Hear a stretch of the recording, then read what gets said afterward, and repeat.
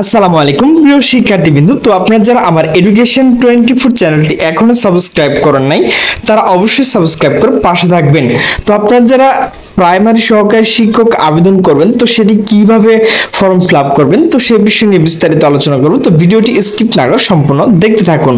তো প্রথমে আপনাকে যে কাজটি করতে হবে, আপনার হাতে থাকা স্মার্টফোন গুগল ক্রমে গিয়ে টাইপ করতে হবে www.dpe.gov.bd। তো আপনি যদি লিখতে না পারেন তো আমার ভিডিও ডিসক্রিপশন বক্সে লিংক দেওয়া রয়েছে, তো সেখানে ক্লিক করলে কিন্তু এরকম একটি ইন্টারফেস চলে আসবে।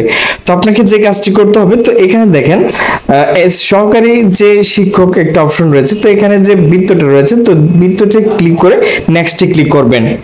তো নেক্সটে ক্লিক করার পর এরকম একটা ইন্টারফেস চলে আসবে। তো আপনাকে যে কাজটি করতে হবে, এখানে দেখেন এসএসসি লেভেল যেগুলো রয়েছে আপনি যে বোর্ডে থাকেন না কেন তো এসএসসি যে ইনফরমেশন তো সেটি কিন্তু দেবেন, এক্সামিনেশন বোর্ড, রোল, এরপর রেজিস্ট্রেশন এবং পাসিং ইয়ার। এরপর আপনাকে যে কাজটি করতে হবে, এইচএসসি যে আপনার ইনফরমেশন গুলো রয়েছে, examination name, board, roll, registration, passing year, তো এগুলো দেওয়ার পর আপনাকে যে কাজটি করতে হবে নেক্সটে ক্লিক করতে হবে। আমি তো নেক্সটে ক্লিক করলাম। তো প্রিয় শিক্ষার্থীবৃন্দ, এখন কিন্তু পুরোপুরি সার্ভার ডাউন, তো ভিডিওটা করতে কিন্তু আমার অনেক সময় লেগেছে।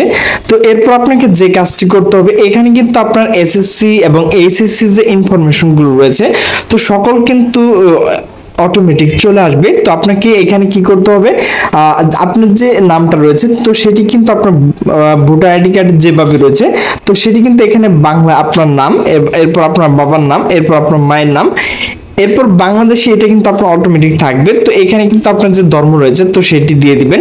এরপর এনআইডি কার্ড অবশ্যই আপনাকে দিতে হবে, birth certificate, passport, merit status, যদি বিবাহিত থাকেন তাহলে কিন্তু অবশ্যই আপনার স্ত্রী, আপনি যদি মহিলা হন তাহলে আপনার স্বামীর নাম দিতে হবে। এরপর কিন্তু আপনাকে দুইবার ফোন নাম্বার দিতে হবে। এরপর আপনাকে ইমেল অবশ্যই দিতে হবে, আপনি কোনো জায়গায় চাকরি করেন কিনা তো সেটি কোটা যদি না থাকে নোট দিয়ে দিবেন, নোট অ্যাপ্লিকেশন।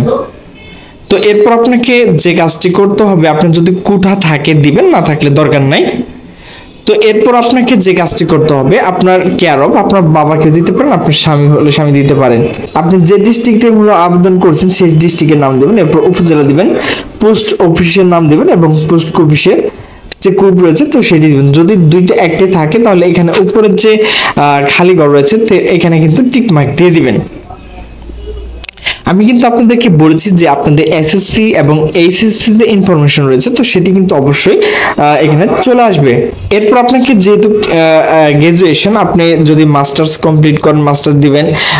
এরপর এখানে কিন্তু ডিগ্রি কথা বলা হয়েছে, আপনি ডিগ্রি কিংবা ফাজিল যেটাই থাকে না কেন তো সেটাই কিন্তু দিবেন। দেওয়ার পর আপনি যদি মাস্টার্স দিবার চান তাহলে কিন্তু এখানে যে ইফ অ্যাপ্লিকেশন অ্যাপ্লিকেবল তো এখানে টিক মার্ক দিয়ে কিন্তু আপনি মাস্টার্সের ইনফরমেশন দিয়ে দিতে পারবেন। তো এরপর আপনাকে যে কাজটি করতে হবে, এখানে ক্যাপচা পূরণ করতে হবে। এখানে দেখেন MJS8 NS এগুলো রয়েছে, আপনার বেলা অন্য কিছু থাকতে পারে। তো এখানে খালি ঘর বৃত্ত ভরাট করে এখানে দেখেন খালি একটা ঘর রয়েছে, তো সেখানে টিক মার্ক দিয়ে সাবমিটে ক্লিক করবেন। সাবমিটের পর প্রিয় শিক্ষার্থীবৃন্দ, এখানে কিন্তু আপনাকে অবশ্যই 300x300 পিক্সেল ছবি আপলোড করতে হবে। এরপর আপনার যে স্বাক্ষরটা রয়েছে 300x80 কিন্তু করে এটি অবশ্যই আপনাকে আপলোড করতে হবে। এরপর নিচের দিকে দেখেন এখানে আপনার যে ইনফরমেশন গুলো রয়েছে তো সেগুলো কিন্তু অবশ্যই টিক মার্ক দিবেন, যেগুলো নাই সেগুলো দেওয়ার দরকার নাই। তো প্রিয় শিক্ষার্থীবৃন্দ, সকল কিছু ঠিক থাকে তো এখানে দেখেন নিচের দিকে খালি ঘর রয়েছে, তো এটা ক্লিক করে সেভ অ্যাপ্লিকেশনে ক্লিক করে কিন্তু আপনার কনফার্ম হয়ে যাবে অ্যাপ্লিকেশন আবেদনটি। তো কিভাবে টাকা পেমেন্ট করুন পরবর্তী একটা ভিডিও আপনাদেরকে দেখিয়ে দিচ্ছি।